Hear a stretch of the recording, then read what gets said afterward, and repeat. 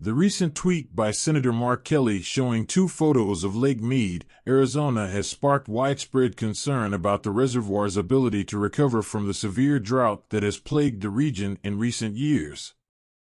The stark contrast between the two images highlights the significant loss of water that has occurred in just 2 decades, leading to fears that Lake Mead could soon reach a dead pool level, which would have severe implications for the region's water supply and energy production. Lake Mead is one of the largest reservoirs in the United States and supplies water to nearly 25 million people. However, the reservoir's water levels remain at nearly their lowest point in history, despite recent torrential rain on the West Coast that has filled some California reservoirs to the point of overflow. While nearby states such as Utah have also seen their reservoirs benefit from the excess rain, Lake Mead has not experienced the same level of replenishment, highlighting the severity of the drought in the region.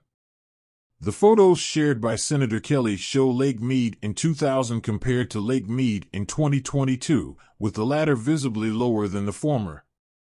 The reservoir's water levels are currently at 1,047 feet, and if they drop much further to 895 feet, a dead pool will be reached.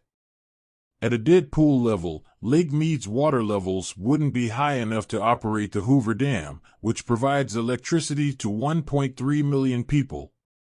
Experts warn that a dead pool could be reached as soon as this year if drought conditions continue with no proper solutions. The impact of a dead pool level would be severe, with alternative and more expensive energy sources needed to replace the electricity generated by the Hoover Dam. Water use would also become much harder to manage, and experts warn that reducing use may be the only solution to the crisis. University of Southern California Davis professor Jay Lund has emphasized the need for water use reduction to allow Lake Mead to recover properly. Lund stated that we might get lucky with the weather, but the idea of the system recovering is really hard unless you reduce water use in that basin.